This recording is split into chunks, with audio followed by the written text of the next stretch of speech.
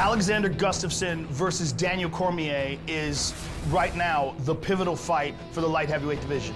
Trying to finish it right here, right now. It is all over!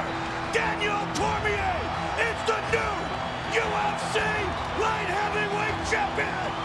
Jimmy's close to finish. Jimmy's down. Wobbled. He's down. Wow! Alexander has cemented that #1 ranking, and he roars like a Viking. They're both excellent fighters, and it's a spectacular fight. Here comes Daniel Cormier, the two-time Olympian with the world-class pedigree in wrestling. Daniel Cormier is going to come out like a man possessed. In beating Rumble Johnson, he won the vacated belt. Now he has a chance to legitimize it even further. That's it. Cormier has done it. I'm sitting here with the Strikeforce Championship and the UFC Championship, and I'm excited about this next phase of my career.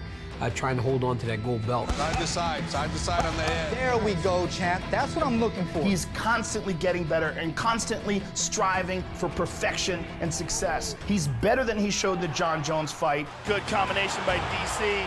He's even better than he was in the Rumble Johnson fight. Cormier picks him up, puts him down. And he's got to get through Alexander Gustafsson to take it to the next level. Total domination. It's a fight that people want to see because we are such opposite fighter. He's a short wrestler, I'm a tall striker, so it's a very good matchup, and it's going to be a war. This is Daniel Cormier proving to the world that he's one of the scariest of the contenders. I like to fight, and I land a lot of punches, and I'm pretty accurate myself. So I'm going to pressure him, and I'm going to push him, and I'm going to make him work and exhaust him like he's never been exhausted before. Daniel Cormier finishes Patrick Cummins just like that. You know, obviously he thinks his height is going to carry him in the fight, but if he thinks that's his advantage, great. I think it gives me an advantage because it allows me to get to his legs faster, and also it gives me a nice target standing way up there in the air. The first thing a wrestler learns is how to throw an overhand right. So for a tall guy, thank you for the target. Good right hand over the top by DC. It's been a long journey, man, of ups and downs, heartbreak, heartache. So to be here today, preparing for a title defense in the UFC, it's completion. Like, I've done everything I ever wanted to accomplish in my entire life. The new undisputed UFC light heavyweight champion of the world. When the belt is put around my waist, it's going to be my big dream become reality. Alexander Gustafsson is a crafty fighter. We saw that in his fight with Jon Jones. We saw his excellent transitions between striking and takedowns, and he really surprised Jon Jones in that fight with that. Gustafsson with the takedown. First time in the UFC.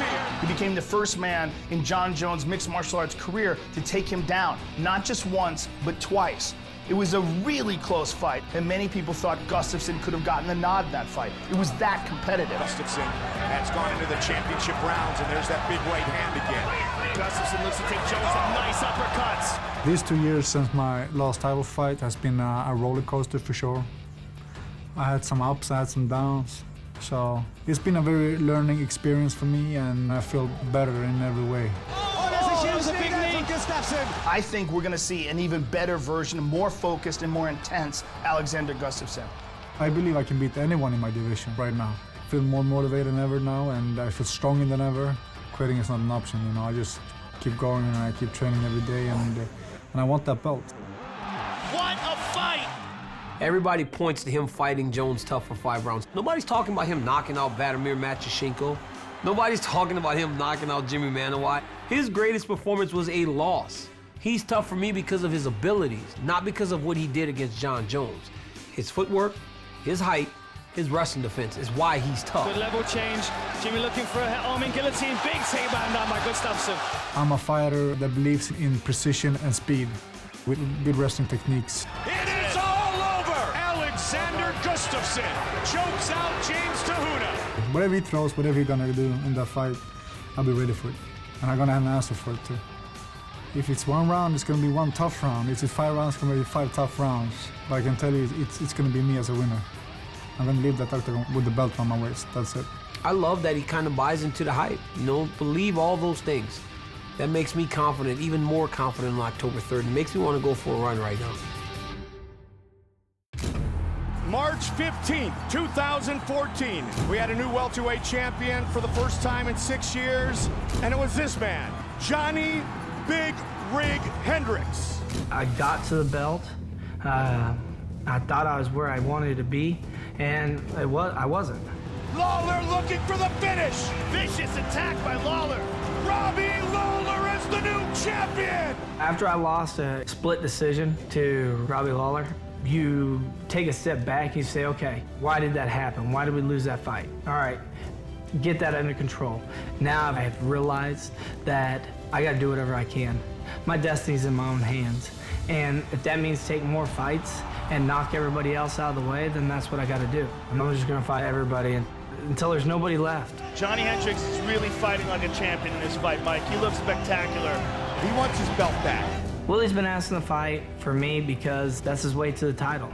We have everything down the line. We're both fighting for somewhat the same reasons. I've been asking to fight Hendricks because at this point in my career, I want the big fights. When I get the big fights, I prepare big and I fight big. Big swing by Woodley. Kim might be hurt. Woodley looking to finish. It is all over. I'm a realist, man. I look at the division, I look at the style matchups, and I've always picked Hendricks as my toughest matchup. And if I can get through him, I feel like that's my toughest test, and I should be on my way to being a world champion. He's my title. I gotta beat him to get to that title, and that's all that's on my head, is beat him, and beat him. Win at all costs.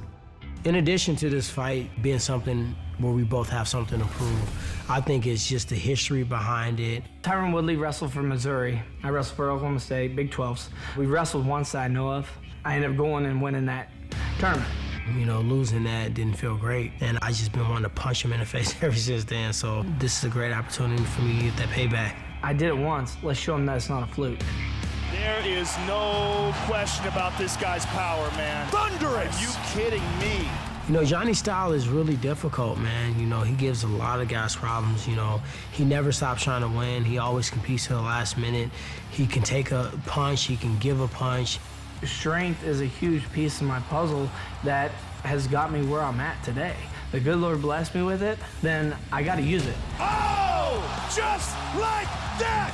Knockout win for Johnny Hendricks! He's tough, he's proven, but, I'm good too. I'm not ranked third in the world because I'm some pushover. I'm one of the tough guys.